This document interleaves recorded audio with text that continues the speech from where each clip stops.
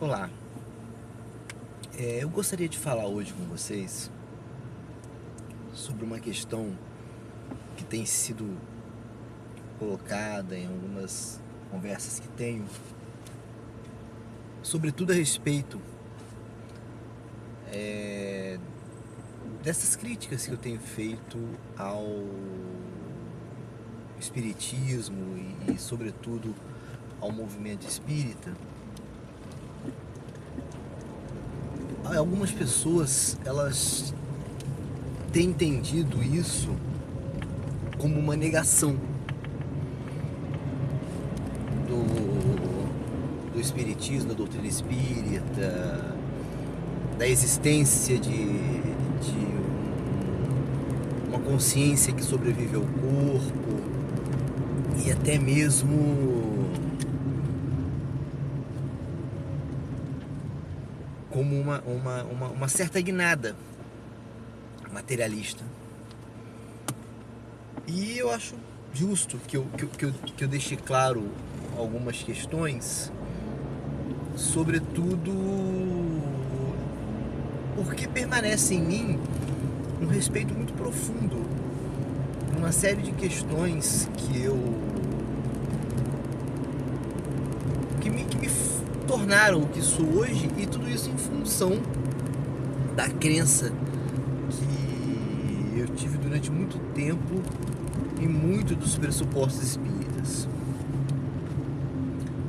E essa explicação, essa justificativa que eu gostaria de dar aqui tem a ver com uma maneira em que eu encontrei nos últimos anos para dar conta do modo como eu penso, como eu reflito sobre as coisas. Eu já disse em alguns vídeos atrás, uns 2 ou 3 vídeos talvez, que eu tenho estruturado meu posicionamento de uma maneira em que eu articule duas atitudes intelectuais, uma ontológica e uma epistemológica ou gnoseológica, se você entender uma coisa um pouco mais ampla do que uma teoria do conhecimento. Então, é essa maneira de pensar que tem determinado o modo como eu caminho em direção a um determinado pensamento. Nesse sentido, o que acontece? Um fenômeno, seja ele social, ou seja ele supostamente espírita, ele é sempre um fenômeno e ele vai ser sempre aquele fenômeno. O que muda é a maneira como a gente explica ou compreende aquele fenômeno. E eu defendo, tenho defendido e tenho tentado sistematizar isso, que o modo como a gente explica ou compreende um fenômeno tem a ver com o método, com o modo como a gente constrói hipóteses, questões para olhar aquele fenômeno. E esse método, ele está sempre baseado nessas duas atitudes, uma atitude ontológica e uma atitude epistemológica ou gnoseológica. O que acontece? Os fenômenos espíritas, ou supostamente espíritas, eles se dão independente de você acreditar ou não naquilo. Mas a explicação dele, ela pode variar a partir do momento em que você se posiciona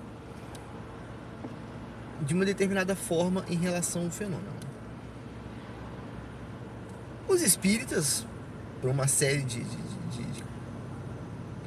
convicções e posturas lá de trás da codificação e que foram se tornando um pouco mais complexas, estranhas e eu tenho dito até mitológicas aqui no Brasil, tentam explicar tudo, uma série de fenômenos a partir da ontologia de que há um ser espiritual e a reencarnação e a lei de causa e efeito, enfim, eles têm essa explicação.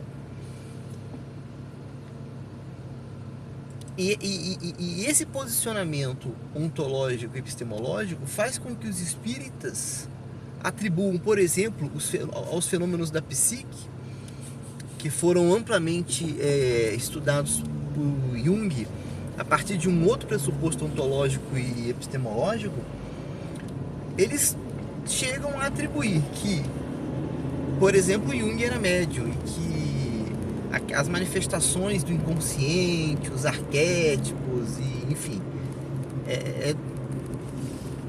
são fenômenos espíritas que tem a ver com o modo simbólico como os espíritas entendem aqueles fenômenos. O problema é que Jung nunca se utilizou de nenhuma metáfora espírita e, muito pelo contrário, ele, desde a sua faculdade, tem um posicionamento crítico, inclusive tendo investigado durante a faculdade sessões mediúnicas e descoberto ali uma série de fraudes e inconsistências. Para você ter uma ideia, o que o Jung chama de inconsciente coletivo, se examinado com rigor, com cautela, me parece ser o equivalente ao que os espíritas chamam de mundo espiritual. Ou seja, há alguma coisa que transcende esse mundo. Jung chamava isso de inconsciente coletivo. Os espíritas chamam de mundo espiritual. Isso não quer dizer que Jung acreditava que existisse mundo espiritual na maneira como é contada e narrada pelos espíritos. A hipótese do inconsciente coletivo é bem diferente. As manifestações espíritas, de espíritos que se comunicam, para o Jung eram manifestações arquétipas, não eram espíritos, individualidades que estavam ali, enfim, eram arquétipos que emergiam desse inconsciente coletivo. E uma terceira coisa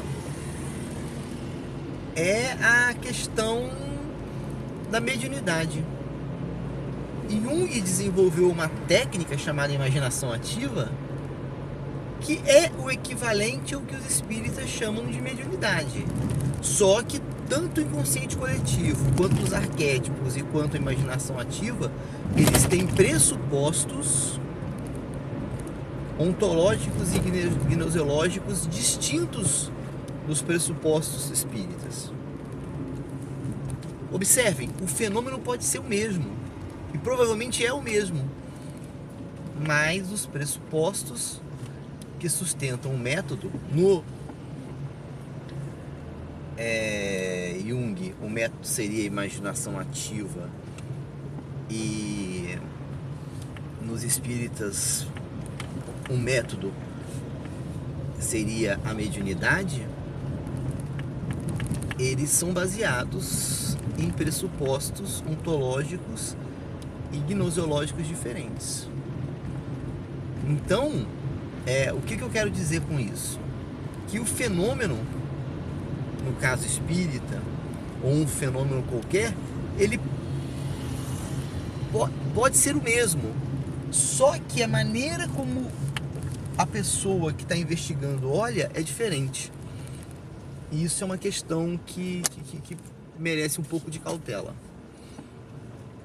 E é uma questão que a gente vai voltar num vídeo posterior, com um pouco mais de lucidez, um pouco mais de profundidade. Ok? Enquanto isso, se você gostou desse vídeo, deixa teu like aí. Não deixa de compartilhar com seus amigos, não deixa de deixar seu comentário. Seu comentário é muito importante. E a gente volta numa outra oportunidade com outro vídeo, refletindo e papeando pelo caminho.